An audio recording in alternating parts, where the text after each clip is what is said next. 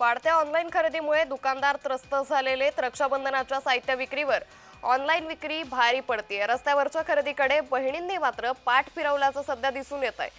त्यामुळे एकंदरीतच रक्षाबंधन ही उद्या पार पडणार आहे आणि याच पार्श्वभूमीवर वाढत्या ऑनलाईन खरेदीमुळे दुकानदार हे त्रस्त झाल्याचं दिसून येत आहे. रक्षाबंधनाच्या साहित्य विक्रीवर ऑनलाईन विक्री ही भारी पडते. रस्त्यावरच्या खरेदीकडे बहिणींनी पाठ फिरवली आहे.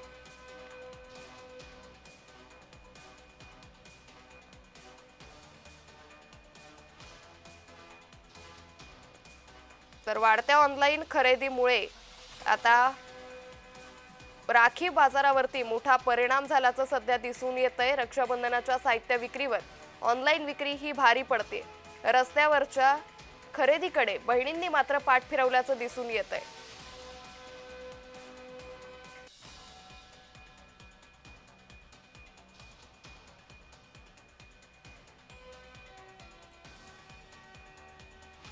तर रस्त्यावरच्या खरेदीकडे बहिणींनी मात्र पाठ फिरवल्याचं चित्र सध्या दिसून येतं. एकंदरीतच सध्या ऑनलाईनची मोठी क्रेज बाजारात असल्याचं दिसून येतं. यातच आता या सगळ्या वाढत्या ऑनलाईन खरेदीमुळे बाजारपेठांमध्ये मात्र बहिणींनी पाठ फिरवलेली आहे. बहिणी या बाजारपेठांकडे वळत नाहीये. त्यामुळे या बाजारपेठांमधील व्यापाऱ्यांना याचा मोठा फटका बसत असल्याचं सध्या दिसून येतंय. उद्या नारळी पौर्णिमा म्हणजेच रक्षाबंधन आहे आणि याच पार्श्वभूमीवर आता बाजारपेठांकडे मात्र बहिणी यावर्षी वळाल्या नाही असं चित्र दिसून येत आहे.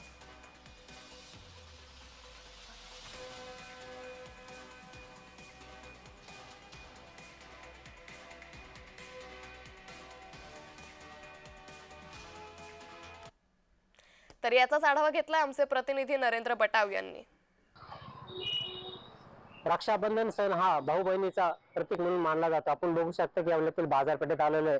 अक्षरशः या रक्षाबंधन सण येऊन ठेपला असून तरी देखील या ठिकाणी बाजारपेठेत गर्दी दिसून येत नाही. बहिणींनी या राखी खरेदीकडे पाठ फिरवल्याचं चित्र येवला शहरात दिसून येत आहेत. आपल्यासोबत काही राखी विक्रेते काय सांगाल की रक्षाबंधन सण आलेला आहे, अक्षरशः गर्दी दिसत नाही. रक्षाबंधन सण उद्यावर आला आहे, पण पाहिजे तशी अजून बाजारपेठेमध्ये गर्दी नाही. कारण याचं असं आहे की सर्व बहिणी ऑनलाईन खरेदीवर जास्त भर देत आहे आणि ऑफलाईनवर काही लक्ष देत नाही. कारण आमचा माल आतापर्यंत 50 ते 60% सेल झाला पाहिजे होता, पण आतापर्यंत 10 ते 15% पण माल सेल झालेला नाही. एकूणच बघितलं तर ऑनलाईन खरेदीमुळे लाडक्या बहिणी झाल्या या राखी खरेदीकडे पाठ फिरवण्याचं चित्र यावेळेस दिसून येत आहे. एकूणच बघितलं तर पारंपरिक ही बाजारपेठ असून राखीची याकडे बहिणींनी पाठ फिरवण्याचं चित्र दिसत येत आहे. नरेंद्र बटाव, जय महाराष्ट्र न्यूज, येवला.